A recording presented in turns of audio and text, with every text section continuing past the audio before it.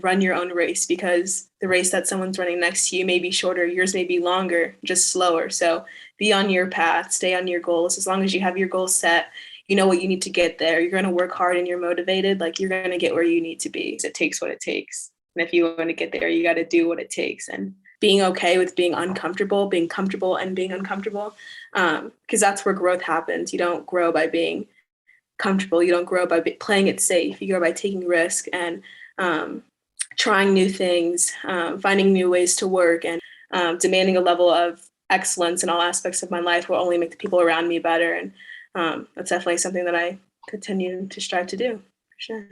Welcome back to another episode of the DJ Henderson Podcast. I'm your host, DJ Henderson, and this is Season 4, Episode 6. This episode features Kristina Foreman.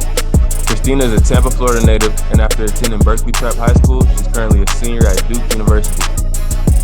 Although Duke University softball is a relatively new program, they've been doing big things the past few years and most recently won the ACC Tournament last season. On this episode, Kristina talks about her upbringing in Tampa, Florida, the ups and downs of her early softball career, being a part of building a culture with a new softball program at Duke, and pursuing her future goals of being a surgeon after softball. Kristina Foreman, welcome to the show. Thanks for having me. I appreciate you coming on here. My mom, since I started the show, she's been on me about having you on here. I wanted to make sure I was completely prepared so we could have a good conversation, a good interview. So I'm glad that you're on here. I appreciate you coming on, taking the time to do this. Of course. First, we want to talk about your upbringing. Talk to me about your upbringing in Tampa. Yeah, so I grew up in West Chase, Tampa Bay, all my life. Lived there for all 18 years. Went to Bible-based church with you, and then kind of moved over to public school, and then kind of came back to private school. I went to Berkeley. I loved the community that I had. Tampa is so big, but at the same time, the community that I had at Bible-based was so small and really laid a good foundation for me, going to high school, going to middle school. It really laid a foundation, and I had a group of people that with me, kind of bringing me up as with my family.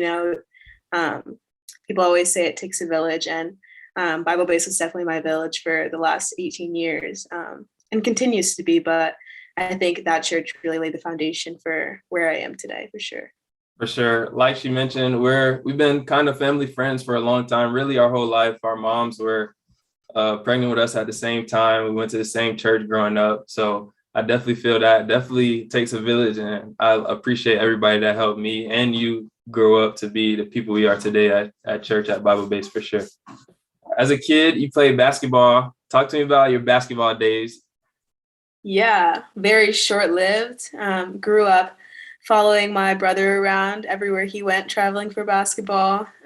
Sat through a lot of his games and, played at the Y for a couple years, but just wasn't for me. I loved the sport and I played in high school, but it just never really was my passion. But my dad loved it, and I learned a lot from him being my coach, watching Daniel go through AAU, go through high school. He's taught me to be gritty. Like, the things that you go through during sports, I learned that all at a young age, and I knew what it takes to play college sports, and it's tough, and to play AAU sports, play travel sports, it's definitely tough. And so going along with my brother and playing basketball for those short years definitely laid the foundation to, where I am today, and knowing that I need to work hard and to have time management. But basketball was my first sport, and definitely have love for it, but just wasn't my passion fully. If you're new to the show and you're watching on YouTube, make sure you like, comment, subscribe, and turn on post notifications so you never miss out on the show. If you're tuned in through the audio experience, make sure you leave a review, a 5-star rating, and subscribe to the show.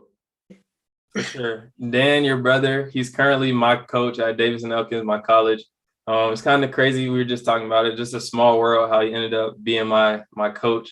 Your dad also, he played a bigger part than I feel like he probably knows in me playing basketball. Like, I remember when I would come over to you guys' house and we would just hang out and stuff, we would play basketball. I remember a lot of times he would tell me, he told me a lot of things that I always remember. Like, one thing he told me was about being able to use my left hand. He was like, if you could make layups with your left hand and dribble with your left hand, you'll automatically be better than a lot of people. And he was just telling me that at a real young age. And I always practice doing that. He always told me never to leave the gym without like making your last shot. And that's something that I always do, even up until this point, like never left. So I appreciate Mr. Chris, Mr. Nathia. Dan, Coach Dan too. I appreciate you when you see this. I know you're gonna see this, but I appreciate all you guys for helping me become a basketball player, the person I am today for sure. You talked about your short-lived basketball career. You picked up softball. When did you know softball was what you wanted to do and what you loved? Yeah, so I first started softball, I think when I was in 7th grade. A lot of my friends at my new middle school were playing. And I was like, why not? And I liked how the girls cheered, which is so weird to think about. Like, that's how I got into it. But a lot of my friends were playing, and I liked how, like, the social aspect of it at first. And then I remember one year I tried out for my first travel team, the Diamonds, and I got cut from the team. And I was so hurt because all my friends made the team, but I didn't. And I think that's what really jump-started my career in softball. That's when I made the decision to like flip the switch. And that's when I wanted to be good. That's when I was like, this is it. Kind of from then on, it's always been full steam ahead. Just trying to be the best version of myself, trying to be the best version of softball player that I can, trying to be the best in Tampa, try to be the best at the Little League, try to be the best in my high school. I think me getting cut from that 12U travel team really just set in motion like a cascade of events that I couldn't have even predicted when I first started or first joined it. So yeah, kind of not the stereotypical how I got into sports, or how I got into softball, but definitely grateful that it was, me who made that decision and, not my parents just putting me in it, for sure. For sure. That's like not how you got into it, but that's kind of like the cliche story. Like when you hear about somebody getting cut, we all have heard Michael Jordan got cut from his high school team and this and that. Like you talked about, that was when you decided to take it serious and you were full steam ahead. Like, but what did that entail? Like what changed about your mindset and just the things you were doing once you got cut from that team and you realized that you had to step it up? Yeah, for sure. I think that I knew at that point that I was good enough to be on that team, but clearly everyone else didn't think I was good enough. So for me, that was putting in more work than all the other girls did. Coming in with my dad, like he got really committed as well with me, coming in, throwing me BP, getting extra ground balls, taking extra reps. And one thing I know a lot of kids don't do is like practice outside of their allotted time practices for Little League. So I was coming in every single day, doing the extra conditioning, doing the extra lifting, like just doing the extra steps that I needed to, finding new pitching coaches, finding new hitting coaches, going outside of my little small bubble, getting really uncomfortable in the hard things. That was the biggest piece, is being okay with being uncomfortable, being comfortable and being uncomfortable, because that's where growth happens. You don't grow by being comfortable. You don't grow by playing it safe. You grow by taking risk and trying new things, finding new ways to work. And I think all of that was definitely a journey and definitely a process, but it really taught me a lot of lessons that I think brought me here for sure. You went to Berkeley Prep High School. Talk to me about that experience, what it was like when you first got there and what you were able to accomplish there. Yeah. When I first got there, it was definitely a shell shock. I mean, going from Bible-based, which is definitely like predominantly Black, like I very much fit in there, to going to Berkeley where I didn't fit in as well was definitely really tough for me. Had a lot of experiences that I wish I never had, a lot of experiences that I did have, I think, but overall it was the best choice for me at the time. Definitely where I really wanted to go. My parents made it work. I did have a good time, though. I think the softball aspect, coach initially was not the greatest. So trying to pull other people with me was definitely a new struggle that I had to work with. I definitely built my leadership skills at Berkeley because none of the girls played softball there. So it was really kind of me on my own, trying to make the best out of the situation that I had. So I learned to, be a freshman, but also learn how to bring seniors on board with me, trying to bring the seniors in to come hit extra with me. The juniors and the other freshmen was definitely tough and definitely a learning curve, but I grew so much by being, one of the only people who actually played softball there. School-wise, I was the only Black girl in my grade for 4 years. So you know how that goes. It's definitely tough, but it built me for the world that we live in today. I mean, I want to go into medicine. So being the only Black person in a room is going to happen very often. And so I learned to get comfortable there, but also not be stepped on. I know when it's right to speak up, when it's right to stand up for what I believe in, but also know when what battles I'm going to win and what battles I'm going to lose. And I think Berkeley definitely taught me that for sure. So I learned a lot of great lessons there about life in general, about how to be a good leader. And I'm definitely glad I went there for sure. Definitely a good experience, not a good experience, experiences that helped me grow for sure and put me in the mindset that I am for today and like put me in a good spot to succeed here at Duke for sure. I definitely feel that. I don't know exactly where I got that. I got that same skill, just knowing when to speak up and knowing when to kind of just keep your peace and like hold your tongue, like just see things through. Like I kind of feel the same way being here. Like my high school was kind of just a mix of everybody. I feel like that might be what it was. Like my high school was a public school. The first time I went to public school, and it was just all different kinds of people, Black people, white people, Hispanic, Asian, all different kinds of races, poor, rich, like everything. Like I feel like my school was like, I mean, I'm sure it's not just my school, but being at my school at Wharton High School, it was like the real world. And I definitely feel like that skill that you just mentioned is something that I have to use here. Like we had like a racist incident that happened here the other day that kind of went school wide, and it like we had protests going on at our school and stuff like that. And like when our coaches talked to us about it, like, or when I heard about it, it kind of didn't really faze me too much, just knowing that I'm in a different environment and like it's around, and like just knowing that even though it's not always like brought to light, like it's always there. So I feel that for sure. You started on varsity as a freshman. Just talk to me about that. You talked about your leadership skills growing. I know it wasn't easy just trying to convince older girls and older people to kind of follow along your lead, but how difficult was that actually? Very difficult. A lot of the girls, they never touched the softball until the spring, until softball season.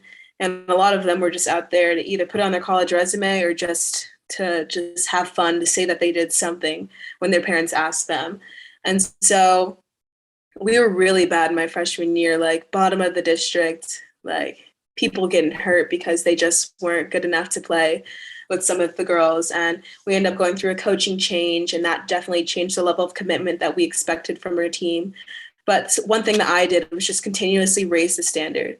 Even if I wasn't pulling girls with me to come in for extra, they saw me doing extra. So they felt like if they wanted to ever do it, they could come with me. I was never like, leave, like I need to do this myself. I was always inviting people to come with me, and I'm not making them feel bad for not coming, but also encouraging them that if they did want to stay, like I'll always be here. Like if you ever wanted to do extra. And a few of the other girls ended up coming with me. A few of them started playing travel ball, and they started to find their passion for softball. And I was glad that I could help them find that, through my extra work and through just seeing me. They found themselves within softball, within sport. And I think that's the biggest thing, is sports are there to help you find yourself and help you find your passions. And so I was glad I was able to help them do that. And, I was saying that we were really bad freshman year, going through a coaching change. We ended up winning districts my senior year, basically with the same team. And that just shows you that it wasn't for lack of talent or lack of skill, but it was the lack of buy-in that we had, lack of commitment to the team, lack of commitment to the sport.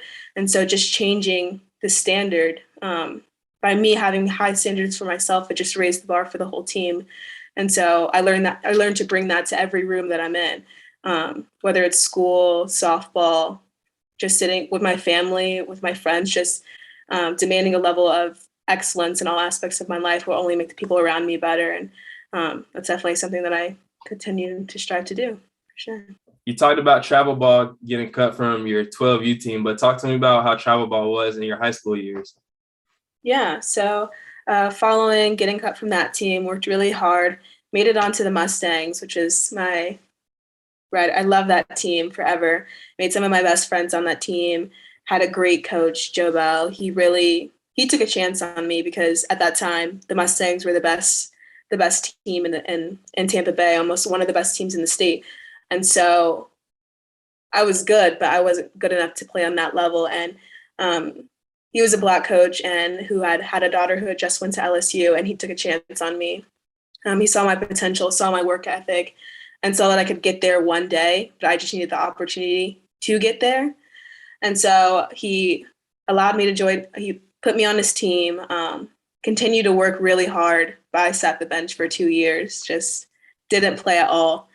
But I continued working, continued grinding. And at that time I caught. So we had 2 other catchers on our team, and they used to go back and forth between catching. And I think in the 3rd year, both of those 2 catchers ended up quitting. And so we didn't have any catchers except for me. So then kind of all of the weight of catching went on my shoulders. I went from being 3rd string to being the only catcher that we have. And I had been working for 2 years, so I was ready. When I had my opportunity, I was ready. I was ready for that moment. And so, I just continued to get better from there. Coach Joe just kept instilling that, I'm good, but just keep working. You're going to get there. He pushed me to my limits, made me cry a lot of the days, made me bleed, left a lot on the field. He taught me how to be mentally tough, how to get through tough situations. And, he taught me that softball is a game of failure. Like, you're going to fail 7 out of 10 times. And if you do that, you're still an excellent player because you're going 300, And so a lot of tough practices, a lot of conditionings, a lot of pulls, a lot of sprints. Just, he put us through the ringer for 5 years. And then in my sophomore year, I ended up going to a different team called the EC Bullets, which is out of Georgia. And that team was basically just like a showcase team. We just got together, played against other people. I was already committed at that time, so we were just playing other people who were committed just to get like the next level. I was playing against girls with teams who were all going Division I, who were all going to Power 5 schools. So it was just a new level of competition. I had gotten used to being one of the best players in the state, but like, could I hang with the girls in California? Could I hang with the other girls in Georgia? Like, the powerhouse states. And that showed me that I can hang with these girls. And Coach Joe did prepare me well for this and to be great. And so did really well on that team. And I think that team got me ready for college for sure. I saw some tough pitching, but ultimately prepared me for my freshman year. And still thankful to all my coaches, Coach Greg and Coach Joe for sure. He made me into the woman that I am today. But I only played for 3 teams, I think, 2 teams. If you're new to the show and you're watching on YouTube, make sure you like, comment, subscribe, and turn on post notifications so you never miss out on the show. If you're tuned in through the audio experience, make sure you leave a review, a 5-star rating, and subscribe to the show. Sure. I think the most important thing that I got from your whole story of travel ball was just how you said that you sat the bench for 2 years and you continued to work hard. Like, a lot of people can't sit the bench for a couple games and stay locked in. Like, there was a time in my freshman year where like I sat for like 5 or 6 games in a row and I was just so down. Like, I was so down. I was crying. Like, I just felt so bad, like, because I wanted to play. I wanted to show that I could actually compete. And like, just to think, I mean, you were younger too, but to sit for 2 years and wait your turn, like, stay prepared, like you said. Like, imagine if you didn't put the time in and the work in, and then that same situation happened. You would have been the catcher and you wouldn't have been ready to seize the opportunity. So I think definitely you deserve everything that you've gotten. Like, that's what people don't see. Like, people see Kristina Foreman at Duke balling out, but they don't see that you sat for 2 years and you had to work hard and just wait your turn and pay your dues. So I think that's amazing for sure. You committed to your school somewhere early. For basketball players, it was early for me to think, like, just as a basketball player. I'm not sure how it usually works in softball. All sports are different, but talk to me about your recruiting process, and was it anybody else that you were close to choosing other than Duke? Yeah, so softball, during that time, my commitment was very normal. There are some girls who are committing in 8th grade to, some of the bigger Power 5 schools. So I committed end of my freshman year, beginning of sophomore year. So that was pretty normal. Definitely early in general. They changed the rules now. So now you can't commit until your junior year. But definitely early. I'm glad it worked out for me, but I know a lot of girls, they end up committing to Power 5 schools, and then they realize, that's not the path that they want to take. Or, some girls don't want to play softball in college, and then they were freshmen in high school and they didn't know any better, and it fit then. But in 4 years, is that what they want to do? Because it's a commitment. So for me, when I was on the Mustangs, I had been getting a few looks by Coach Young, and I didn't have a list of schools at that time. College wasn't even on my radar yet. Like, I knew I wanted to play college sports, but as far as which schools I wanted to go to, I had no clue. Duke was definitely on the list because it's just Duke. But I mean, I wasn't like, I have to go to Duke. I have to go here. So it was definitely really early for me. Coach Young saw me at a tournament in Atlanta with the Mustangs, and she saw how I caught, loved my energy, and she gave me her card, told me to call her. So I called her for a few Mondays for like 2 months, every Monday for like 2 or 3 months or something like that, just talking to her back and forth. Then she invited me down for a camp. I did the camp. She really liked me and then invited me up for a visit. And that's kind of when I committed. It all happened so fast. And, it was kind of early in my process because I did bloom so late. And so Duke was it was early in the process. I hadn't really gotten far into the recruiting process, but, you don't turn down a place like Duke. So it kind of checked all my boxes. It was great academically. I loved the head coach, and she's Black. And I loved the opportunity of being able to start a program that will last long into the future. I just love the idea of, growing or planting a seed for a tree that you're going to see flourish in a few years, and really growing something from the ground up and making my own legacy, making Duke softball's legacy to be for hundreds of years from now. So it kind of checked all the boxes. I wasn't really close to committing anywhere else because nowhere even came close to Duke for me. It was kind of a no-brainer.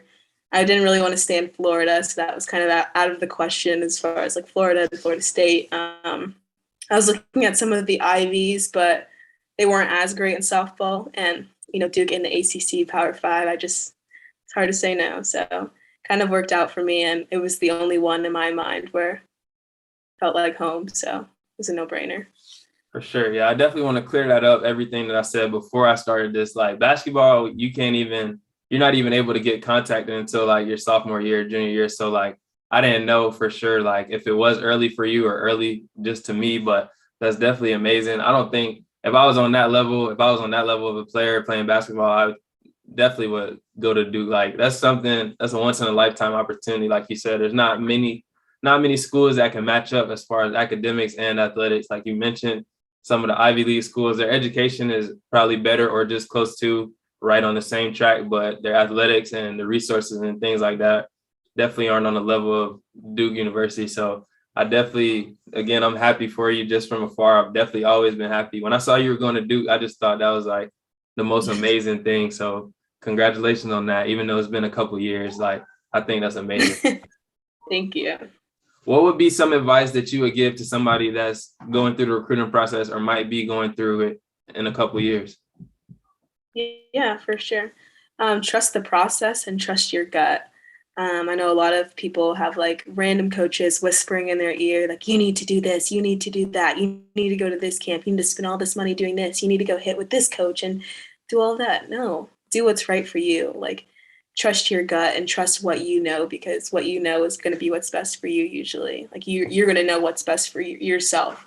And so I would say, don't listen to the outside voices of like, yo, you haven't got any offers yet. Like you're never going to get any offers. Like, everything happens in its own time, and run your own race, because the race that someone's running next to you may be shorter. Yours may be longer, just slower. So be on your path, stay on your goals. As long as you have your goals set, you know what you need to get there. You're going to work hard and you're motivated. Like, you're going to get where you need to be. And you just have to trust and believe that, because it'll all work out. For sure. I think that's major. Run your own race. Like, that's something that I tell myself, I tell other people all the time. Like, once you start looking to your left, to your right, comparing yourself to other people, that's when like you'll start to lose your joy, your love for your sport, or whatever you're doing. Like, if you just focus on what you got going on, run your own race. Like you said, it might be slower, but your race might be longer. You never know really until you get to where you're going. But as long as you're working hard and moving forward and not backwards, I think that's great advice for sure. Like, you can't be doing nothing and just expect stuff to happen for you. But if you're working hard and trying to move forward, then I think that's probably the best advice I could give or anybody could give to somebody for sure. If you're new to the show and you're watching on YouTube, make sure you like, comment, subscribe, and turn on post notifications so you never miss out on the show. If you're tuned in through the audio experience, make sure you leave a review, a 5-star rating, and subscribe to the show. What was it like getting to Duke, adjusting to the college lifestyle, just being away from home? What was that experience like? Yeah, definitely cold. I had never been used to sharing a room either. So having a roommate was definitely an adjustment. And having not a lot of time for yourself, if that makes sense. It feels like when you get here, all your days are planned out already for you. Like this time you have lift, this time you have class, this time you have dinner, this time you have tutoring, this time you have study hall. So it's like I felt like my days were booked from beginning to end, and I had no time for myself. So in the beginning, I was getting very burnt out, like not having any time to do what I needed to do to recharge. I didn't have any space to go be alone because I had a roommate, and felt like I was always either with someone or having to do something, and everyone wanted a little piece from me, but I had no more pieces to give near the end. And so it was definitely hard finding ways to recharge myself, but definitely utilizing my weekends. I felt like I didn't have time, but now being a little bit older and going through it, I learned to make time to do the things that I need to do to make sure that I'm giving 100% to all the other aspects and not just doing them to do them. I need to do them to, get what I need out of them. So definitely learning time management, definitely learning when, sorry, teacher, I'm not going to do this reading today because I need to go get my nails done because I'm just done for the day. Like knowing a good balance, because everyone's going to want something from you, but if you don't have anything to give, you're just going to burn yourself out, and you're not getting anything done at that point. So time management was the biggest adjustment for me, and definitely knowing when I need to have my own time and my own space was a big adjustment. I think that's something that people don't really understand until they get to this point. Like I was in junior college before this. Now I'm at the Division II level, but you're at Duke University. Like any student athletes, period. Like that's pretty much how it's going to be between classes, between practice, between study hall, tutoring, doing your extra workouts, like doing your schoolwork. Like it's really no time, especially when I was younger. Like my freshman year, I remember specifically like just feeling like everything was just so planned out. Like you said, I didn't have enough time to do anything else. Like I remember just taking a 30-minute nap or an hour nap was just like the most amazing thing. It still is to this day. Like I still take 20-minute naps and stuff like that. But like my freshman year, I definitely feel what you're saying about just being pulled every which direction. I remember not necessarily talking to my parents as much, like just because I felt like I just had like other stuff to do. Not even actively thinking like, oh, I'm not talking to them, but just naturally like, oh, I'm doing other stuff and just having to get stuff done, be in certain places. So I definitely feel that for sure. But I think that's something that anybody that's aspiring to be a student athlete, like you got to understand that like it's really a lot to do. It's not impossible to do, but it's definitely hard. But also, like you said, once you get in a routine and once you learn how to balance your stuff, once you get older, things start to get a lot easier. So I definitely feel all that you said. As far as softball, talk to me about that. You've been there for a couple of years now. I read that your first at-bat was a 2 RBI double. I know you probably remember that exact hit, but just talk to me about being at Duke and playing softball. What's it like playing softball there? Yeah, it's definitely tough. Coach is very intense, and she demands a lot out of us, not only from the softball aspect, but from the classroom as well. We're all held to very high standards. And so it's definitely tough to always feel like you need to maintain that and to always give 100% to practice. But in the beginning, it was definitely hard because I'm like, oh, what does coach think? What are they going to say about me? Like, what are they thinking right now? Or I just missed a ground ball. Like, I just lost my spot, or I didn't get a hit. I just lost my spot. Like, I'm never going to go win. And it took me I'm still learning how to do it now, but it took me almost a year to learn that, if I meet my own goals, I'm going to meet every single goal that coach wants me to. If I uphold my own standards, because I know they're higher than coaches, that she's going to be happy. And so I can't think about what she's going to say. I can't think about what my teammates are going to say about my performance. All that matters is what I'm doing. And so one Bible verse that actually helped me was Colossians 3:23. that it says, whatever you do, do it heartedly as you work for the Lord and not for the servants. And so that just makes me think of, I'm playing softball for me, for my passion that God gave me. And that's something that I always struggled with, trying to please and try to seek validation from my coaches, trying to seek validation from my peers when I don't need that. All I need is from God. And knowing that and having full trust in that verse has really helped me not try to reach all the numbers, not try to reach being ACC Defensive Player of the Week, reach all of these awards. It's not about all of that. It's about me playing, because I know at the end of the day, softball isn't going to last forever for me. And so do I want to be caught up in the rat race, chasing numbers and chasing expectations that are only going to hurt me, chasing numbers? That's not going to help me. It's about, building relationships with my teammates and, working hard and doing the best that I can. But at the end of the day, if I strike out, if I gave it 110%, then what could I have done differently, And so understanding that some things are out of my control, and my mindset is definitely something that is within my control. And if I keep my mind and keep that on straight, that I'm going to have a good time regardless of anything else that happens. And, usually with a good mindset comes good performance. And that's something that I've been focusing on this year, especially is the mental side of the game for sure. And that's definitely helped me. But I definitely have had a great experience softball wise here. Played a little bit of third base my freshman year, ended up getting hurt, had a surgery. Sophomore year was the COVID year, so I kind of got it back. I was like DHing a little bit, but ended up getting the year back. Last year, played second base, did well. I think I hit fourth or fifth in the lineup near the end. And this year, back at second base, so doing really well, having a great time. I think I'm doing a pretty good job. So no complaints. Love my coaches, love my teammates. But yeah, for sure. For sure. Something that's crazy. My mom just told me that same exact verse the other day. We were talking about, I don't know if you're familiar with what's going on with, there's a basketball player, his name is Ben Simmons.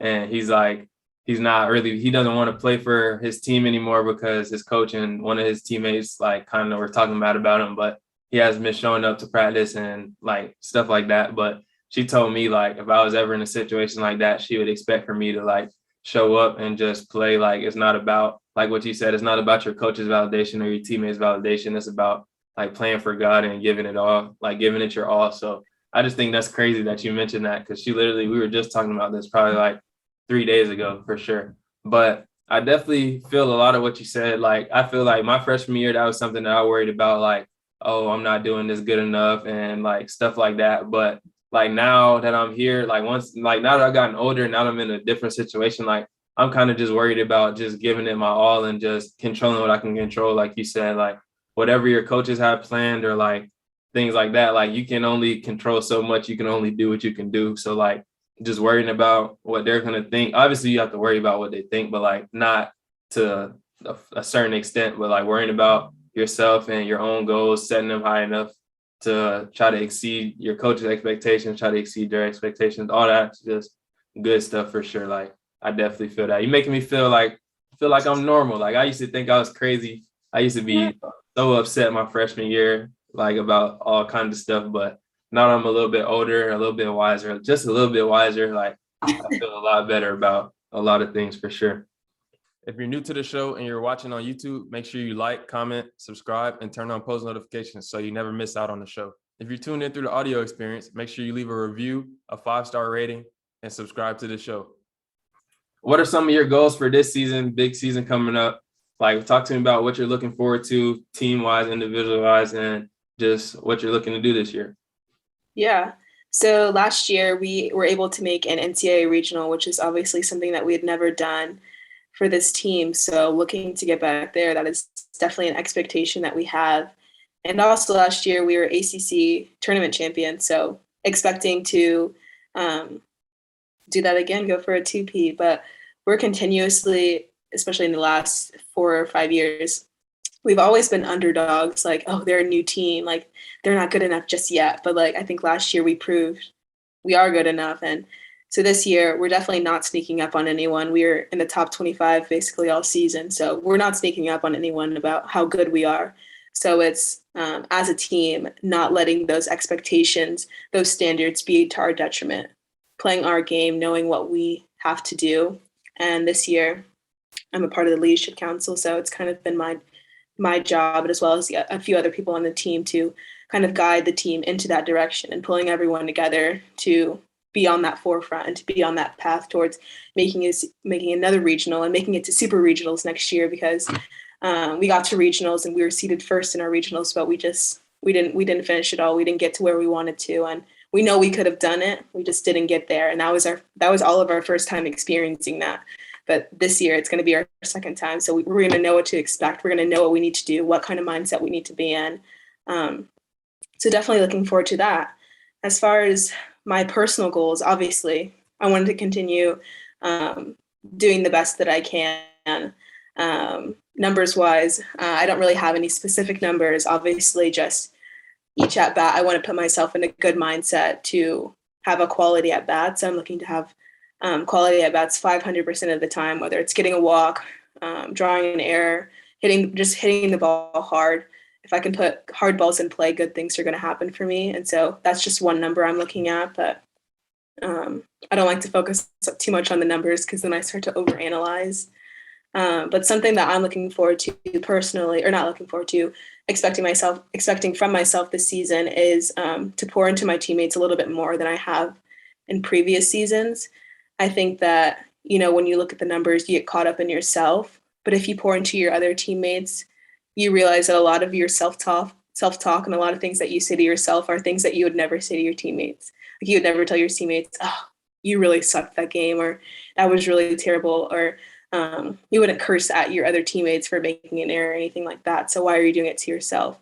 And I found that when I pour into my teammates and give them the credit and, the kudos and helping them through the things that they need to, that I end up helping myself. And so definitely focusing more on my teammates this year than I have in the previous years.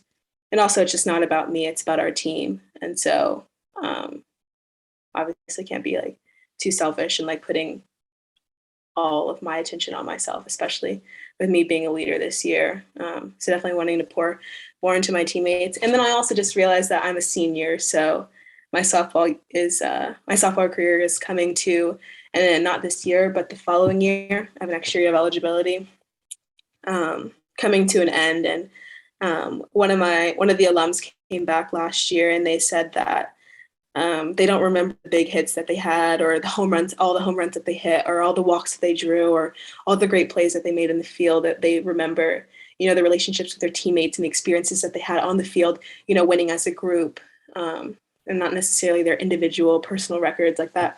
It's good to look back at, but the memories that you're going to make are going to be with the people who stand next to you on the field. And so just continuing to build relationships with my teammates is definitely important this year for me, and not putting too much pressure on myself, because at the end of the day, if I do bad, my softball career is still going to end. If I do good, it's still going to end. So just understanding that in 3 years, if I strike out on Saturday, it's not going to matter. And just taking a step back and seeing the bigger picture, that I'm out there to have fun and do what I love to do. And I'm going to do it to the best of my abilities, but I'm not going to put too much pressure on myself to chase numbers or anything like that. For sure. First, I want to say congrats on winning the ACC championship. Two-peat coming this year. Duke softball. I'll be paying attention. Definitely rooting for you guys to do that again. Also, I think that's a major thing. I talk about that on my shows too. A lot of common themes on the show, like that's something that people don't really understand until it's kind of too late. And that's something that I've started to try to embrace more and more as my career is going on. Like, just building relationships with your teammates, because that's what you really remember. Like, I started thinking about it more just when I actually thought about my life and myself. Like, I remember a lot of specific AAU trips, and like I don't remember exact games or winning and losing certain games, but I remember different times at hotels or different times in different cities, like just having fun with your teammates. And those are probably like the best times of my life that I can remember, just certain AAU tournaments just growing up. So like, it's the same with college. I definitely I try to as much as I can to like spend time with my teammates and like build relationships and have fun. Cause also you never know, like when a relationship can like do you good. You never know where your teammates are going to be or where you're going to be. You might be in a position to help them or vice versa in the future, especially at Duke University. So I definitely think that's major for sure. A common theme that we've talked about on the show today is leadership. Just talk to me about what that means to you. It seems like you just try to strive to be a better and better leader. Your leadership skills have grown over the years. Just talk to me about what it means to be a good leader to you, what it takes, what are some of the qualities you think you need to have to be a good leader?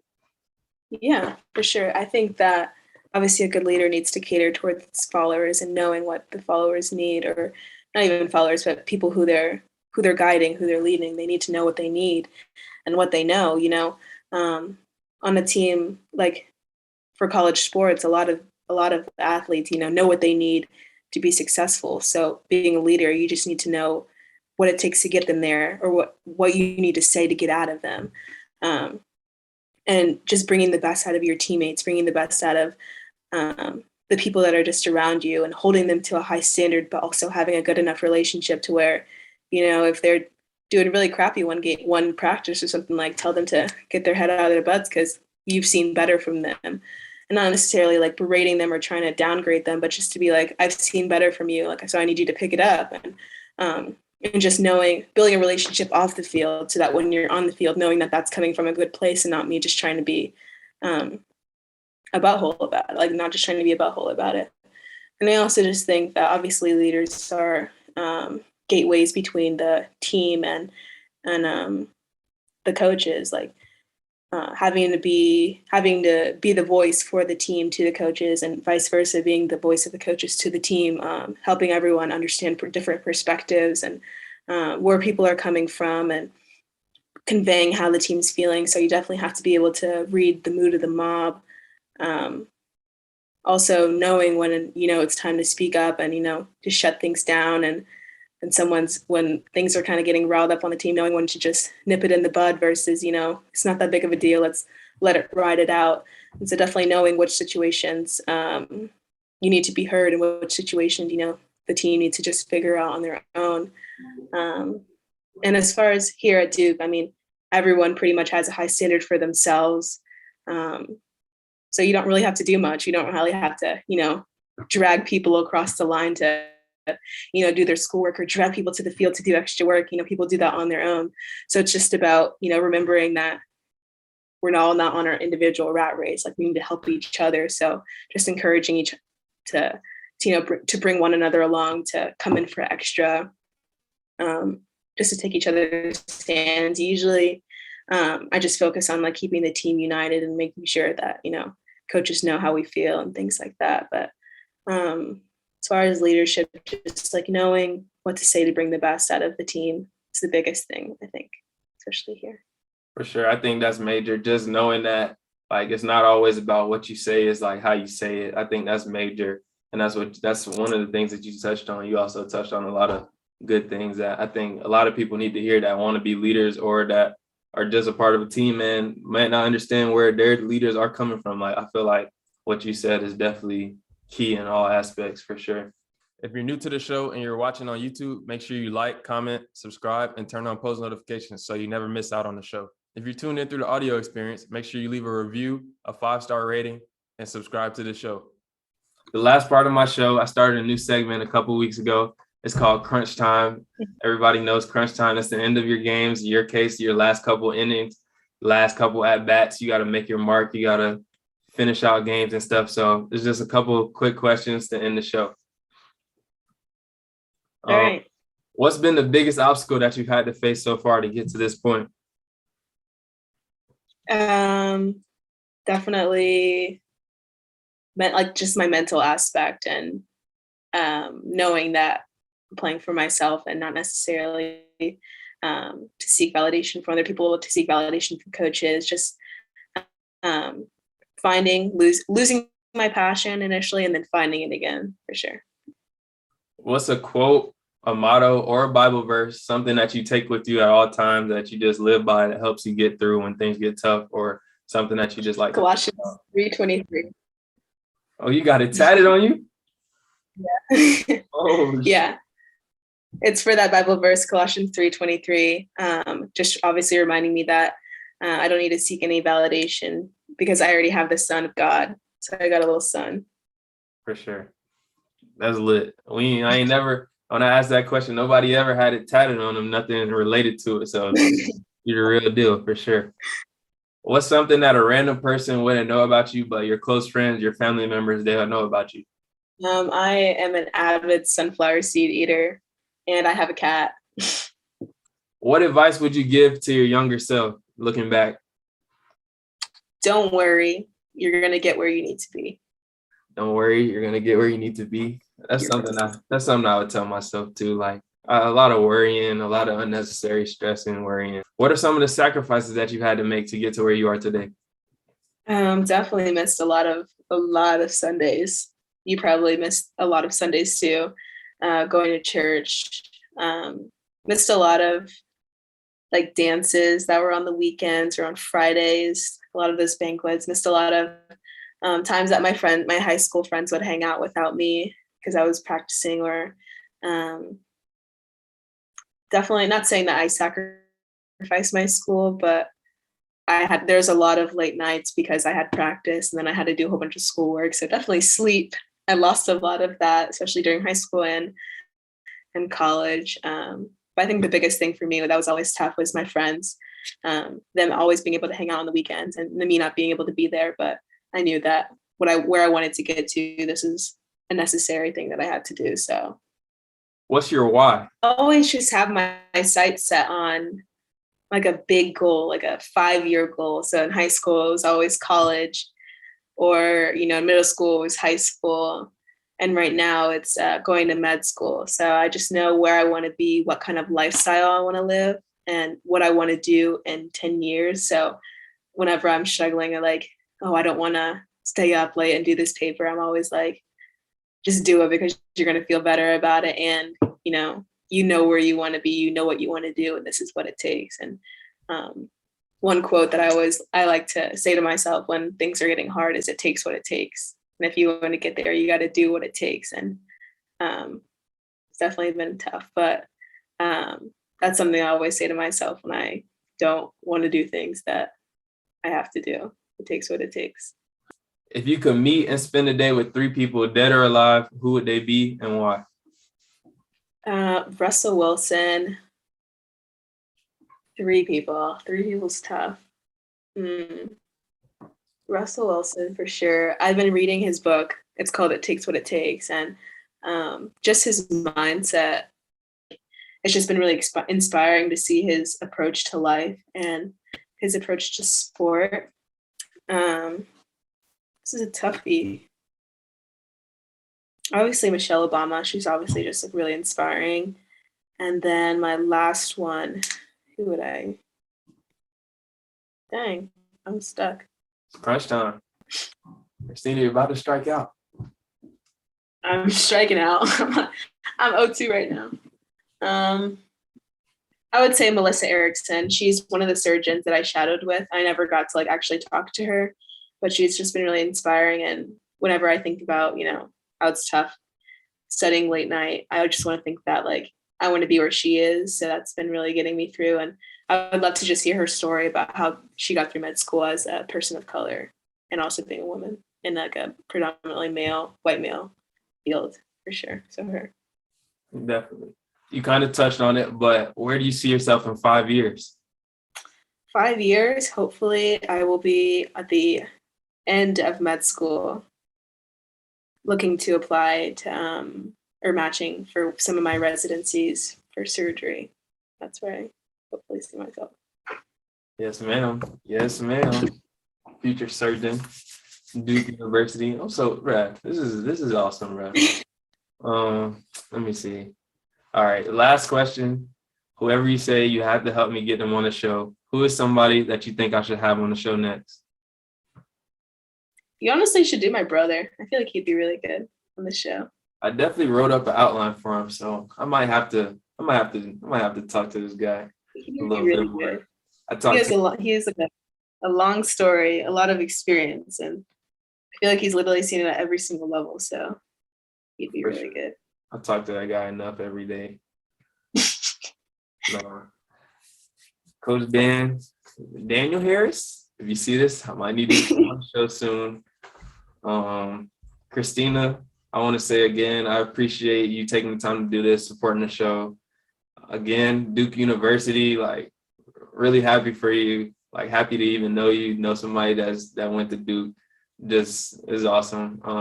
Thank you for doing this. I really appreciate it. Thanks for having me. Love your podcast. Is there any last words, anything you want to say to anybody watching? Last couple things you want to let people know? No, love your family and thank you for having me. I think it's really cool that you're doing this podcast and you're really making it work. I definitely know it's not easy to do school and basketball. And on top of this, you're trying to run your own business and do your own podcast. So that's definitely commendable. And you're doing big things. So I'm really proud of you as well. I appreciate it. Kristina, tell everybody where they can find you, Instagram, any social medias you want to plug. Kristina.Foreman on Instagram and Kristina Foreman on Twitter, but without the O, it's 0 for the Foreman. Okay. Kristina Foreman, again, thank you. Everybody tune in, Duke softball this spring. Yep. Everybody tune in, Duke softball this spring. 2P ACC champs, all coming soon. A lot of hard work going on behind the scenes. Again, thank you, Kristina. And that's it for the show. Of course, go Duke. If you're new to the show and you're watching on YouTube, make sure you like, comment, subscribe, and turn on post notifications so you never miss out on the show. If you're tuned in through the audio experience, make sure you leave a review, a 5-star rating, and subscribe to the show.